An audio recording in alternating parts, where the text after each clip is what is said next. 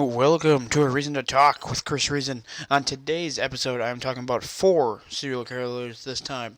Patrick Andrews, Richard Angelo, William Dale Archer, and Amy Archer-Gilligan. Before we get into today's episode, let's hear from our sponsor, Reaper Apparel. Now, if you guys are interested in awesome tank tops, beanies, flannels, and more, check out ReaperApparelCO.com. That's ReaperApparelCO.com and use promo code CRN10 to get 10% off your order today. Help support the channel, help support the podcast, and all the other stuff. I have bought their mystery box of tank tops, and they're freaking phenomenal material and great stuff. Let's get into it.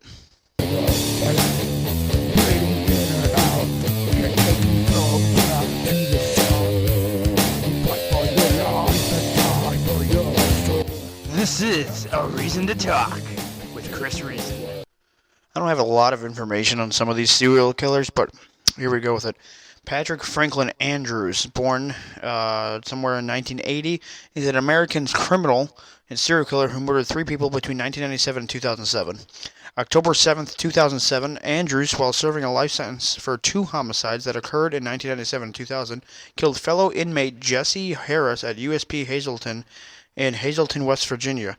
With the help of an inmate, Kevin Bellinger, 28-year-old Harris was stabbed 20 times at 6:30 p.m. with a shank by Andrews after being ambushed by the duo while returning to their cells. According to the statements in the court, Andrews, Bellinger, and Harris had known each other while living in Washington, D.C. prior to their imprisonment. Andrews and Bellinger were indicted on October 2nd, 2012, facing charges of second-degree murder and murder by a federal prisoner, serving a life sentence. On October 8th, 2014, Bellinger was sentenced to the life imprisonment. On April 13th, 2015, Andrews pleaded guilty and was sentenced again to life imprisonment. That was quick. Andrews is currently incarcerated at USP Florence High in Fremont County, Colorado. That's all the information I had on that one. Richard Angelo, born August 29th, 1962, is an American serial killer who operated within Long Island and West Islip, I believe that's how I pronounce that, New York. In 1989, he was convicted of murdering several of his patients and sentenced to 50 years to life in prison. Angelo was born 1962 to parents who were both working in education. His mother was an economics teacher and his father was a high school guidance counselor for the Lyndhurst School District on Long Island. He graduated from St. John the Baptist Diocesan High School in 1980 and then entered a 2-year nursing program at Farmingdale State College where he was a well-regarded honor student. Angelo first came to the attention of the public in October 1987 when he was suspected of poisoning a patient at the Good Samaritan Medical Center.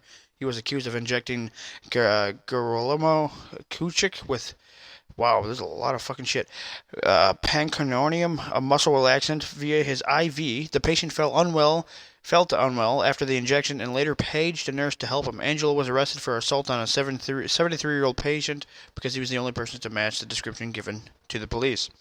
Following his arrest, Angelo confessed to having poisoned other patients with pancuronium and hexamethonium chloride. I butchered the hell out of both of those, both of which are paralytic agents used in anesthesia. As a result, as many as 30 recently deceased patients were exhumed and examined for traces of these powerful paralyzing agents. In all, Angelo was suspected of poisoning at least 35 people at the hospital while working there for 7 months. Though the medical examiner was unable to conclusively attribute the death to the injections, he claimed that his motive was to portray himself as a hero. After poisoning his victims, he would wait until they went into cardiac arrest and then come by and save them in front of his colleagues.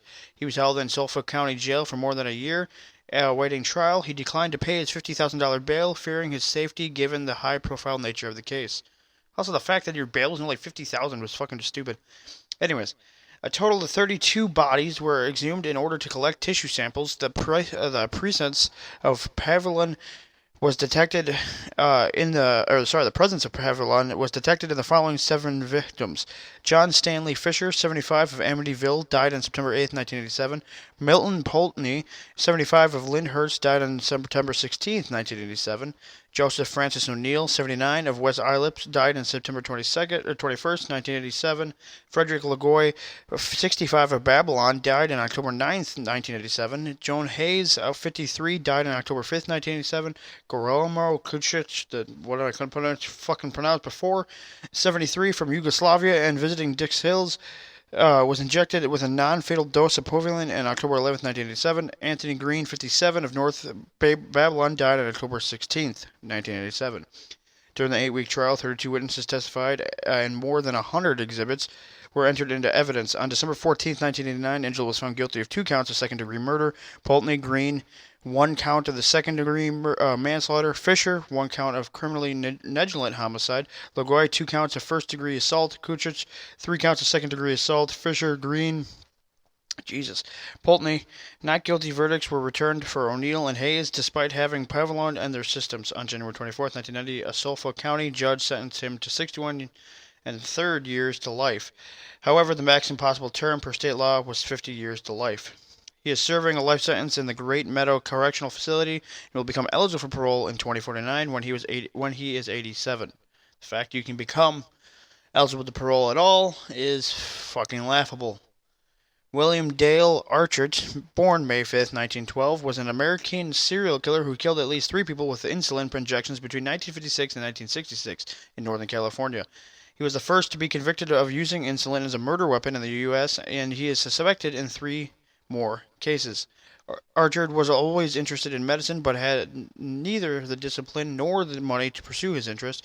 In 1940 and 1941, he worked as an assistant at the Camarillo State Mental Hospital in wards where patients were treated with insulin shock therapies. In 1950, he was sentenced to 5 years of probation for possession of morphine in San Francisco. After another conviction, his parole was revoked after escaping from a minimum security prison in Chino. He was rearrested, put in San Quentin prison, and released again in 1953 on probation. Why the fuck are you releasing him? Anywho, his home was in the, I'm going to butcher this, Alhambra region of the San Gabriel Valley in Los Angeles County, California.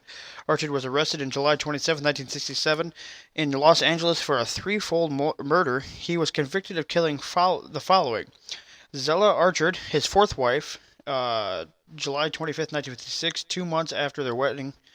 Bernie Archer, his nephew, September 2nd, 1961, in Long Beach, and Mary Brinker Arden, his seventh wife. Jesus Christ, who keeps marrying this fucker?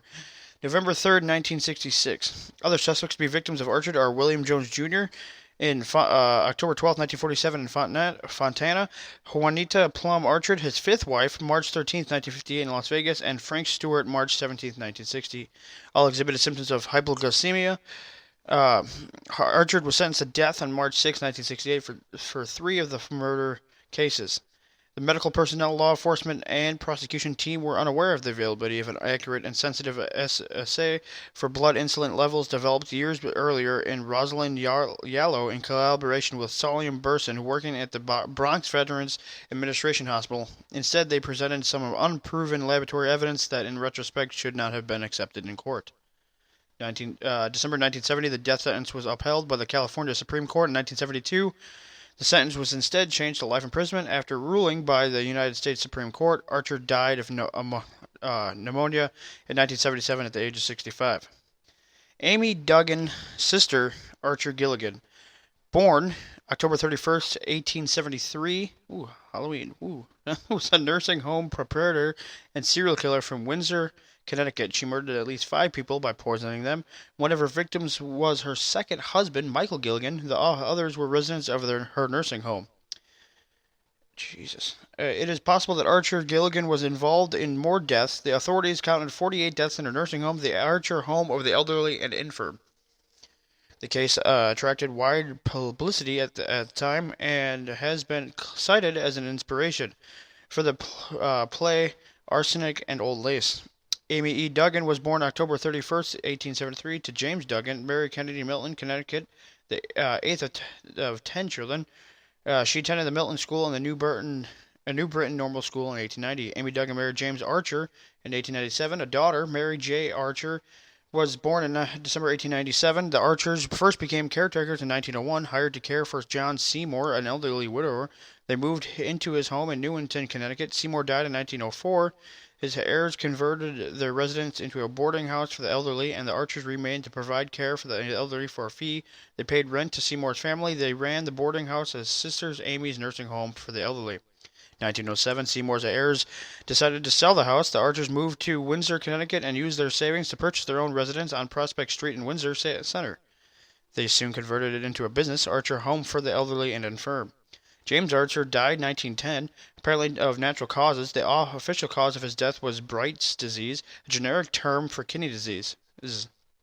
Amy Archer had taken out an insurance policy on him a few weeks before his death. The policy benefit enabled her to continue operating Archer Home. 1913, Amy married Michael W. Gilligan, a widower with 4 adult sons. He was reportedly wealthy and interested in both Amy and in investing in the Archer Home. However, on February 20, 1914, after only 3 months married to Amy, Michael died. The official cause of death was acute bilious attack, in other words, severe indigestion. Amy was once again financially secure because during their short marriage, her new husband had drawn up a will which left his entire estate to her. The will would later be determined a forgery, as it was apparently written in handwriting matching Amy Archer-Gilligan's own. Between 1907 and 19... That's actually suspicious, but right there, kind of like figured that with such a short span. Also, I'm surprised it was only 3 months that you could actually do that legally. I mean, back then, nobody fucking cared. Nowadays, you can't. Between 1907 and 1917, there were 60 deaths in the Archer home relatives... Relatives of her clients grew suspicious as they tallied the large number of deaths. I can't read my own shit. Only 12 residents died between 1907 and 1910, but 48 residents died between 1911 and 1916. Among them was Franklin R. Andrews, and an apparently healthy man. On the morning of May 29, 1914, Andrews was doing some gardening by the Archer house. His robust physical condition deteriorated in a single day, and he was dead by evening. The official cause of death was gastric ulcer. After Andrew's siblings, including Neely Pierce, came into possession of some of his letters, they noted occasions where Amy Archer-Gilligan was pressing their brother for money. Amy's client showed a pattern of dying not long after giving her a large sum of money. As the deaths continued, Neely Pierce reported her suspicions to the local district attorney, but he mostly ignored her, so she took her story to the Hartford Courant. On May 9, 1916, the first of several articles on the murder factory was published. A few months later, the police started to seriously investigate the case. The investigation took almost a year to complete. If people are ignoring you, son of a bitch, you probably would have fucking gotten this sooner. The bodies of Gilligan, Andrews, and 3 other boarders were exhumed. All 5 had died of poisoning, either arsenic or holy shit, strychnine. I butchered that shit. Local merchants were able to testify that Amy had been purchasing large quantities of arsenic, supposedly to kill rats. A look into Gilligan's will established that it was actually a forgery written by Amy. According to M. William Phelps, author of The Devil's Rooming House, investigation appeared to show that Amy was buying the arsenic to kill large numbers of rats. However, it appears that she did not buy all the arsenic which killed her patients. The doctor and some of the patients had signed off to purchase it. The investigation pursued Dr. King because more evidence was piling up against him, but suspicions were focused back on Amy when someone suggested to clearly check all records of arsenic purchases. When evidence was found of Amy sending her patients to the drugstore to buy quantities of arsenic, the police were able to arrest and convict her. Archer-Gilligan was arrested and tried for murder, originally on 5 counts. Ultimately, her lawyer managed to have the charges reduced to a single count, the murder of Franklin R. Andrews. On June 18, 1917, a jury found her guilty and she was sentenced to death.